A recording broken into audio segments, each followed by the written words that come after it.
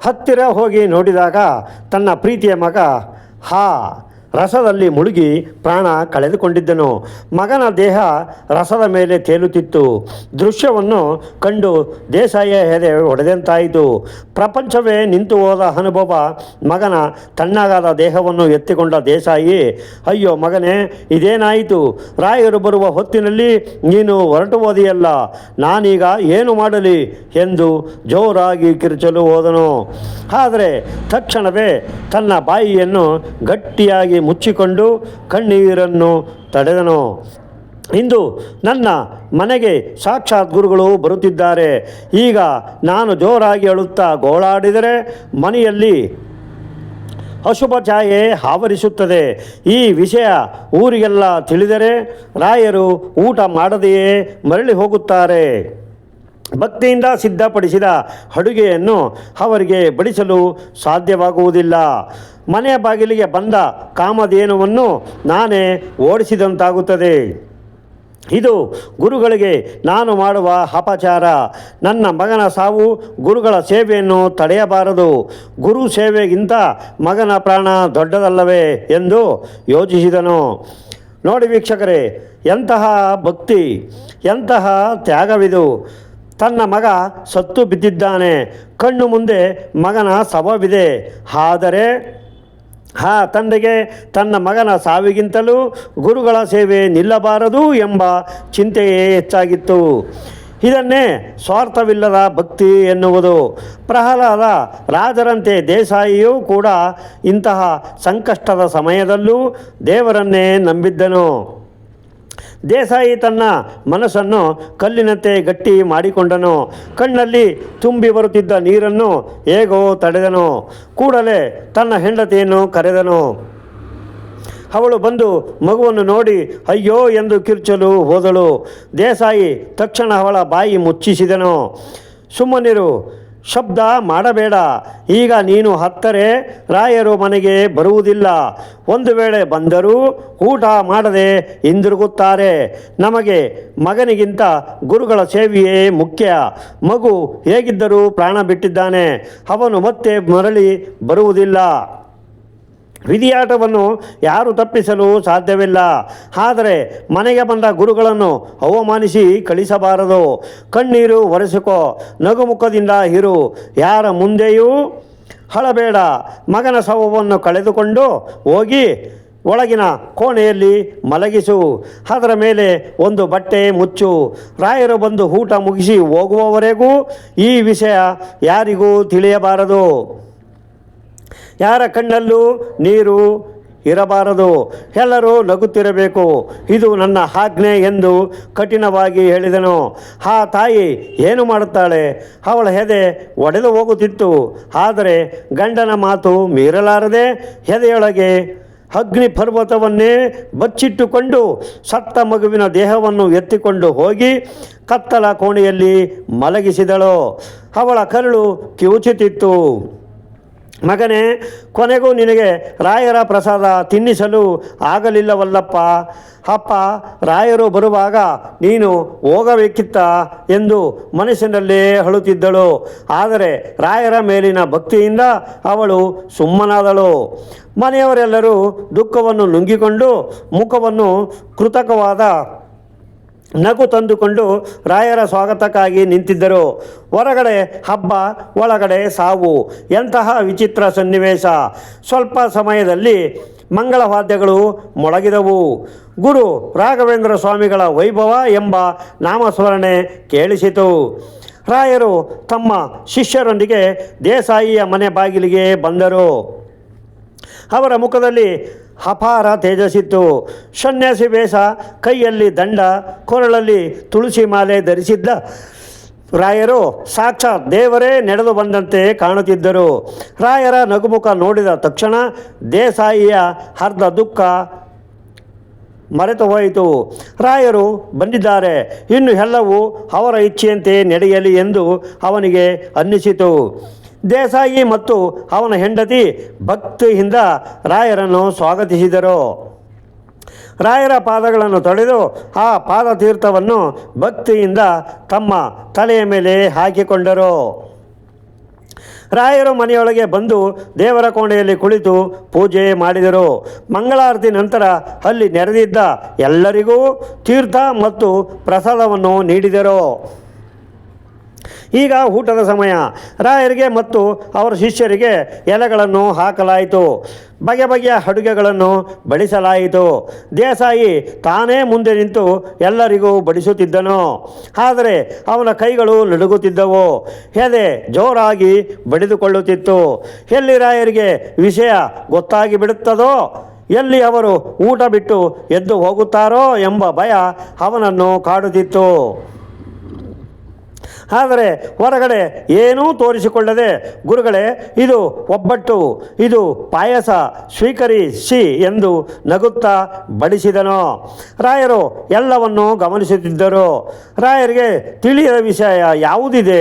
ದೇಸಾಯಿಯ ಮನೆಯಲ್ಲಿ ನಡೆದ ದುರಂತ, ಆ ತಂದೆ ತಾಯಿಯ ಮನಸ್ಸಿನ ನೋವು ಮತ್ತು ಅವರ ತ್ಯಾಗ ಎಲ್ಲವೂ ರಾಯರಿಗೆ ಅರ್ಥವಾಗಿತ್ತು. ಆದರೂ ಅವರು ಏನೂ ತಿಳಿಯದವರಂತೆ ಇದ್ದರು.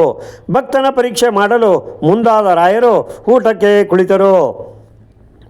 ಇನ್ನೇನು ಊಟಕ್ಕೆ ಕೈ ಹಾಕಬೇಕು ಎನ್ನುವಷ್ಟರಲ್ಲಿ ರಾಯರು ದೇಸಾಯಿಯನ್ನು ಕರೆದರು. ದೇಸಾಯಿ ಅವರೇ ಎಂದು ಕರೆಯುತ್ತಾರೆ. ಆಗ ದೇಸಾಯಿ ಓಡಿ ಬಂದು, ಆಜ್ಞೆ ಗುರುಗಳೇ ಎಂದು ವಿನಯದಿಂದ ನಿಂತನು. ರಾಯರು ನಗುತ್ತಾ ಹೇಳುತ್ತಾರೆ, ದೇಸಾಯಿ, ಇವತ್ತು ಹಬ್ಬದ ಅಡುಗೆ ಮಾಡಿದ್ದೀರಿ, ಎಲ್ಲ ಚೆನ್ನಾಗಿದೆ. ಆದರೆ ನಿಮ್ಮ ಮುದ್ದಾದ ಮಗು ಕಾಣಿಸುತ್ತಿಲ್ಲವಲ್ಲ. ಎಲ್ಲಿ ಅವನು? ಬೆಳಗ್ಗೆಯಿಂದ ಅವನನ್ನು ನೋಡಲೇ ಇಲ್ಲ. ಅವನನ್ನು ಕರೆದುಕೊಂಡು ಬನ್ನಿ, ಅವನಿಗೆ ತೀರ್ಥ ಕೊಡೋಣ. ಅವನು ಬಂದ ಮೇಲೆ ನಾವೆಲ್ಲರೂ ಒಟ್ಟಿಗೆ ಊಟ ಮಾಡೋಣ. ಮಗುವಿಲ್ಲದೆ ನಾನು ಊಟ ಮಾಡುವುದಿಲ್ಲ. ಚಿಕ್ಕ ಮಕ್ಕಳಿದ್ದರೆ ಅಲ್ಲಿ ದೇವರು ಇರುತ್ತಾನೆ. ಅವನನ್ನು ನನ್ನ ತೊಡೆಯ ಮೇಲೆ ಕೂರಿಸಿಕೊಂಡು ಊಟ ಮಾಡಿಸಬೇಕು ಎಂಬ ಆಸೆ ನನಗಿದೆ ಎಂದು ಹೇಳುತ್ತಾರೆ. ಈ ಮಾತು ಕೇಳಿ ದೇಸಾಯಿಗೆ ಸಿಡಿಲು ಬಡಿದಂತಾಯಿತು. ಭೂಮಿ ಬಾಯಿ ತೆರೆದು ನುಂಗಿ ಬಿಡಬಾರದೆ ಎನ್ನಿಸಿತು. ಅವನ ಬಾಯಿಯಿಂದ ಮಾತು ಬರಲಿಲ್ಲ. ಅವನಿಗೆ ಏನು ಹೇಳಬೇಕು ತಿಳಿಯಲಿಲ್ಲ. ಆಗವನು ಸುಳ್ಳು ಹೇಳುತ್ತಾನೆ. ಗುರುಗಳೇ, ಅವನು ಆಟ ಆಡಲು ಹೊರಗೆ ಹೋಗಿದ್ದಾನೆ, ಬರುವುದು ತಡವಾಗುತ್ತದೆ. ನೀವು ಊಟ ಮಾಡಿ ಗುರುಗಳೇ, ಅವನಿಗೆ ಆಮೇಲೆ ಕೊಡುತ್ತೇನೆ. ಅವನು ಅಷ್ಟು ಮುಖ್ಯವಲ್ಲ, ನೀವು ಮುಖ್ಯ. ನೀವು ಊಟ ಮಾಡಿದರೆ ಸಾಕು ಎಂದು ಕೈ ಮುಗಿದನು. ಆಗ ರಾಯರು ಹೇಳುತ್ತಾರೆ, ಇಲ್ಲ ದೇಸಾಯಿ, ಸುಳ್ಳು ಹೇಳಬೇಡ. ಮಗು ಆಟವಾಡಲು ಹೋಗಿಲ್ಲ. ಮಗು ಮನೆಯಲ್ಲೇ ಇದೆ, ಒಳಗಡೆ ಮಲಗಿದ್ದಾನೆ. ನನಗೆ ಗೊತ್ತು. ಹೋಗಿ ಅವನನ್ನು ಕರೆದುಕೊಂಡು ಬಾ. ಅವನು ಬರದೆ ಹೋದರೆ ನಾನು ಇಲ್ಲಿ ಅನ್ನ ಮುಟ್ಟುವುದಿಲ್ಲ. ನನಗೆ ಮಗುವನ್ನು ನೋಡಬೇಕು. ನೀನು ಕರೆದಿದ್ದರೆ ನಾನೇ ಹೋಗಿ ಕರೆಯಲೇ ಎಂದು ಹಠ ಹಿಡಿದರು. ಇನ್ನು ಮುಚ್ಚಿಡಲು ಸಾಧ್ಯವಿಲ್ಲ ಎಂದು ದೇಸಾಯಿಗೆ ಅರ್ಥವಾಯಿತು. ಅವನ ದುಃಖದ ಕಟ್ಟೆ ಹೊಡೆಯಿತು. ಅವನು ರಾಯರ ಕಾಲಿಗೆ ಬಿದ್ದು ಪಾದವನ್ನು ಗಟ್ಟಿಯಾಗಿ ಹಿಡಿದುಕೊಂಡು ಜೋರಾಗಿ ಅಳಲು ಶುರು ಮಾಡಿದನು. ಗುರುಗಳೇ, ನನ್ನನ್ನು ಕ್ಷಮಿಸಿ, ನನ್ನ ಮಗು ಇನ್ನಿಲ್ಲ. ಗುರುಗಳೇ, ಅವನು ಸತ್ತು ಹೋಗಿದ್ದಾನೆ. ಮಾವಿನ ರಸದ ಪಾತ್ರೆಯಲ್ಲಿ ಬಿದ್ದು ಪ್ರಾಣ ಬಿಟ್ಟಿದ್ದಾನೆ. ನಿಮಗೆ ಎಲ್ಲಿ ಅಪಚಾರವಾಗುತ್ತದೋ, ನೀವು ಎಲ್ಲಿ ಊಟ ಮಾಡದೆ ಹೋಗುತ್ತೀರೋ ಎಂಬ ಭಯದಿಂದ ನಾನು ಈ ವಿಷಯವನ್ನು ಮುಚ್ಚಿಟ್ಟೆ. ದಯವಿಟ್ಟು ಊಟ ಮಾಡಿ ಗುರುಗಳೇ. ನನ್ನ ಮಗು ಹೋದರೂ ಪರವಾಗಿಲ್ಲ. ನಿಮ್ಮ ಆಶೀರ್ವಾದ ನನಗೆ ಬೇಕು. ನನ್ನ ವಂಶ ಹೋದರೂ ಚಿಂತೆ ಇಲ್ಲ. ನಿಮ್ಮ ಸೇವೆ ನಿಲ್ಲಬಾರದು. ದಯವಿಟ್ಟು ಕೋಪ ಮಾಡಿಕೊಳ್ಳಬೇಡಿ ಎಂದು ಗೋಳಾಡಿದನು. ಅವನ ಹೆಂಡತಿ ಕೂಡ ರಾಯರ ಕಾಲಿಗೆ ಬಿದ್ದು, ನನ್ನ ಮಗು ಹೋಯಿತು ಗುರುಗಳೇ ಎಂದು ಎದೆ ಬಡಿದುಕೊಂಡಳು. ಇಡೀ ಮನೆಯಲ್ಲಿದ್ದವರು ಕಣ್ಣೀರು ಹಾಕಿದರು. ಅಲ್ಲಿನ ವಾತಾವರಣ ಕ್ಷಣಾರ್ಧದಲ್ಲಿ ಸ್ಮಶಾನದ ಮೌನಕ್ಕೆ ತಿರುಗಿತು. ಎಲ್ಲರೂ ನಿಶ್ಶಬ್ದವಾಗಿದ್ದರು.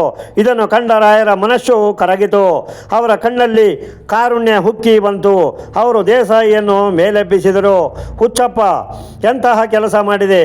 ಗುರುಗಳ ಸೇವೆಗಾಗಿ, ಒಬ್ಬ ಸನ್ಯಾಸಿಯಾದ ನನಗಾಗಿ ಎಂಥ ಮಗುವನ್ನೇ ತ್ಯಾಗ ಮಾಡಲು ಸಿದ್ಧನಾದಿಯಲ್ಲ. ನಿನ್ನ ಭಕ್ತಿಗೆ ನಾನು ಸೋತು ಹೋದೆ ದೇಸಾಯಿ. ನಿನ್ನಂತಹ ಭಕ್ತನಿರುವಾಗ ನಿನ್ನ ಮನೆಯಲ್ಲಿ ಕೆಟ್ಟದ್ದು ನಡೆಯಲು ನಾನು ಬಿಡುತ್ತೇನೆಯೇ? ಸಾವು ಬಂದರೆ ಬರಲಿ, ನಾನಿದ್ದೇನೆ. ಯಮನೇ ಬಂದರೂ ಎದುರಿಸಲು ನಾನಿದ್ದೇನೆ. ನಾನು ಬಂದಿರುವುದು ನಿನ್ನ ಮನೆಯಲ್ಲಿ ಕೇವಲ ಊಟ ಮಾಡಲು ಮಾತ್ರವಲ್ಲ, ನಿನ್ನ ಮಗುವನ್ನು ಉಳಿಸಲು. ಹೋಗಿ ಆ ಮಗುವಿನ ದೇಹವನ್ನು ಇಲ್ಲಿಗೆ ತೆಗೆದುಕೊಂಡು ಬಾ ಎಂದು ರಾಯರು ಆದೇಶ ನೀಡಿದರು. ದೇಸಾಯಿ ನಡುಗುತ್ತಾ ಒಳಗಿನ ಕೋಣೆಗೆ ಓಡಿದನು. ಮಾವಿನ ರಸದಲ್ಲಿ ಅಂಟಿಕೊಂಡಿದ್ದ ತಣ್ಣಗಾಗಿದ್ದ ಮಗುವಿನ ದೇಹವನ್ನು ಎತ್ತಿಕೊಂಡು ಬಂದನು. ರಾಯರ ಮುಂದೆ ತಂದು ಮಲಗಿಸಿದನು. ಮಗು ಅಲುಗಾಡುತ್ತಿರಲಿಲ್ಲ, ಉಸಿರಾಡುತ್ತಲೂ ಇರಲಿಲ್ಲ. ಮುಖವೆಲ್ಲ ಮಾವಿನ ರಸವಾಗಿತ್ತು. ದೇಹ ನೀಲಿ ಬಣ್ಣಕ್ಕೆ ತಿರುಗಿತು. ನೋಡಲು ಭಯ ಆಗುತ್ತಿತ್ತು. ರಾಯರು ಆ ಮಗುವಿನ ಕಡೆ ನೋಡಿದರು. ಅವರ ಕಣ್ಣಲ್ಲಿ ದೈವಿಕವಾದ ತೇಜಸ್ಸಿತ್ತು. ಅವರು ತಮ್ಮ ಕಮಂಡಲದಿಂದ ಸ್ವಲ್ಪ ನೀರನ್ನು ತೆಗೆದುಕೊಂಡರು, ಮಂತ್ರಾಕ್ಷತೆಯನ್ನು ತೆಗೆದುಕೊಂಡರು. ರಾಯರು ಕಣ್ಣು ಮುಚ್ಚಿ ಓಂ ನಮೋ ನಾರಾಯಣಾಯ ಎಂದು ಮಂತ್ರ ಹೇಳುತ್ತಾ ಆ ಮಂತ್ರಾಕ್ಷತೆ ಮತ್ತು ತೀರ್ಥವನ್ನು ಸತ್ತ ಮಗುವಿನ ಮೇಲೆ ಸಿಂಪಡಿಸಿದರು. ನಂತರ ರಾಯರು ಅತ್ಯಂತ ಪ್ರೀತಿಯಿಂದ ಒಬ್ಬ ತಂದೆ ಮಗನನ್ನು ಕರೆಯುವಂತೆ ಮಗುವಿನ ಹೆಸರನ್ನು ಹಿಡಿದು ಕರೆದರು. ಮಗು, ಎದ್ದೇಳು, ನಿನಗೆ ಹಸಿವಾಗುತ್ತಿಲ್ಲವೇ? ನೋಡು, ನಾವೆಲ್ಲ ನಿನಗಾಗಿ ಕಾಯುತ್ತಿದ್ದೇವೆ. ಬಾ, ಎದ್ದು ಬಾ, ಊಟ ಮಾಡೋಣ. ಅಪ್ಪ ಅಮ್ಮ ಕಾಯುತ್ತಿದ್ದಾರೆ ನೋಡು ಎಂದು ಹೇಳುತ್ತಾರೆ. ವೀಕ್ಷಕರೇ, ಅಲ್ಲಿ ನಡೆದದ್ದು ಅದ್ಭುತವಲ್ಲ, ಅದಕ್ಕಿಂತ ಮಿಗಿಲಾದದ್ದು, ವಿಜ್ಞಾನಕ್ಕೂ ಸವಾಲು ಆಗುವಂತಹ ಘಟನೆ. ಅದು ಅಲ್ಲಿ ಸೇರಿದವರು ತಮ್ಮ ಕಣ್ಣನ್ನು ತಾವೇ ನಂಬಲಾಗಲಿಲ್ಲ. ರಾಯರ ಧ್ವನಿ ಕೇಳಿದ ತಕ್ಷಣ ಆ ನಿರ್ಜೀವ ದೇಹದಲ್ಲಿ ಸಂಚಲನವಾಯಿತು. ಮಗುವಿನ ಎದೆಯುಸಿರು ಮೇಲೇರಿತು. ಬೆರಳುಗಳು ಅಲುಗಾಡಿದವು. ರಕ್ತ ಸಂಚಾರ ಶುರುವಾಯಿತು. ಯಾರೋ ಗಾಢ ನಿದ್ರೆಯಿಂದ ಎಬ್ಬಿಸಿದಂತೆ ಆ ಮಗು ಕಣ್ಣು ಬಿಟ್ಟು ನೋಡಿತು. ಮಗು ಎದ್ದು ಕುಳಿತು ಸುತ್ತಲೂ ನೋಡಿ, ಅಪ್ಪ, ನನಗೆ ಹಸಿವಾಗುತ್ತಿದೆ, ಊಟ ಕೊಡಿ. ಇಲ್ಲಿ ಏಕೆ ಎಲ್ಲರೂ ಅಳುತ್ತಿದ್ದಾರೆ ಎಂದು ಕೇಳುತ್ತಾನೆ.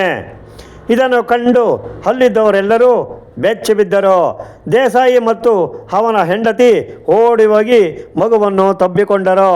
ಮಗನೇ, ನೀನು ಬದುಕಿದ್ದೀಯಾ, ನನ್ನ ಬಂಗಾರ ಮರಳಿ ಬಂತು ಎಂದು ನೋಡಿದರು. ಅವರಿಗೂ ನಂಬಲು ಆಗಲಿಲ್ಲ. ಯಮನ ಮನೆಗೆ ಹೋಗಿದ್ದ ಮಗುವನ್ನು ರಾಯರು ಮರಳಿ ತಂದಿದ್ದರು. ರಾಯರು ದೇವರು, ರಾಯರು ದೇವರು ಎಂಬ ಘೋಷಣೆ ಮುಗಿಲು ಮುಟ್ಟಿತು. ದೇಸಾಯಿ ಕುಟುಂಬ ರಾಯರ ಪಾದಕ್ಕೆ ಬಿದ್ದು ಆನಂದ ಬಾಷ್ಪ ಸುರಿಸಿದರು. ಗುರುಗಳೇ, ನೀವು ಕೇವಲ ಗುರುಗಳಲ್ಲ, ಸಾಕ್ಷಾತ್ ದೇವರು ಎಂದು ಕೊಂಡಾಡಿದರು. ನಂತರ ರಾಯರು ಆ ಮಗುವನ್ನು ತಮ್ಮ ತೊಡೆಯ ಮೇಲೆ ಕೂರಿಸಿಕೊಂಡು ತಾವೇ ಸ್ವತಃ ಊಟ ತಿನ್ನಿಸಿದರು, ಆಶೀರ್ವಾದ ಮಾಡಿದರು. ಇವನು ದೀರ್ಘಾಯುಷಿ ಆಗುತ್ತಾನೆ, ನಿನ್ನ ವಂಶದ ಕೀರ್ತಿಯನ್ನು ಬೆಳಗುತ್ತಾನೆ ಎಂದು ಆಶೀರ್ವಾದಿಸಿದರು. ವೀಕ್ಷಕರೇ, ಈ ಕತೆ ನಿಮಗೆ ಏನು ಕಲಿಸುತ್ತದೆ? ರಾಯರ ಮಹಿಮೆ ಎಂಥದ್ದು ಎಂದು ತೋರಿಸುತ್ತದೆ. ದೇಸಾಯಿಯಂತೆ ನಮಗೂ ನಿಷ್ಠೆ ಇರಬೇಕು. ಕಷ್ಟ ಬಂದಾಗ ದೇವರನ್ನು ಬೈಯುವುದಲ್ಲ, ಕಷ್ಟ ಬಂದಾಗಲೂ ದೇವರನ್ನು ನಂಬಬೇಕು. ಸತ್ತ ಮಗುವನ್ನೇ ಬದುಕಿಸುವ ಶಕ್ತಿ ಇರುವ ರಾಯರಿಗೆ ನಿಮ್ಮ ಜೀವನದಲ್ಲಿರುವ ಚಿಕ್ಕ ಪುಟ್ಟ ಕಷ್ಟಗಳನ್ನು, ಸಾಲದ ಬಾಧೆಯನ್ನು, ರೋಗವನ್ನು ಬಗೆಹರಿಸುವುದು ದೊಡ್ಡ ವಿಷಯವೇ ಅಲ್ಲ. ಬೇಕಾಗಿರುವುದು ಒಂದೇ, ನಂಬಿಕೆ. ನೀವು ಎಲ್ಲೇ ಇರಿ, ಎಂಥದ್ದೇ ಪರಿಸ್ಥಿತಿಯಲ್ಲಿರಿ, ರಾಯರೇ ಗತಿ ಎಂದು ಶರಣಾಗಿ ನಿಮ್ಮ ಕಣ್ಣೀರು ಹೊರೆಸಲು ರಾಯರು ಬಂದೇ ಬರುತ್ತಾರೆ. ವೀಕ್ಷಕರೇ, ಈ ವಿಡಿಯೋ ನಿಮಗೆ ಇಷ್ಟವಾಗಿದ್ದರೆ ವಿಡಿಯೋನ ಲೈಕ್ ಮಾಡಿ ಮತ್ತು ಕಾಮೆಂಟ್ನಲ್ಲಿ ಓಂ ಶ್ರೀ ರಾಘವೇಂದ್ರಾಯ ನಮಃ ಎಂದು ಬರೆಯಿರಿ. ಹಾಗೆ ನಮ್ಮ ಚಾನೆಲ್ ಸಬ್ಸ್ಕ್ರೈಬ್ ಮಾಡೋದ ಮರಿಬೇಡಿ. ಮುಂದಿನ ವಿಡಿಯೋದಲ್ಲಿ ಸಿಗೋಣ. ಓಂ ನಮೋ ಶಿವಾಯ.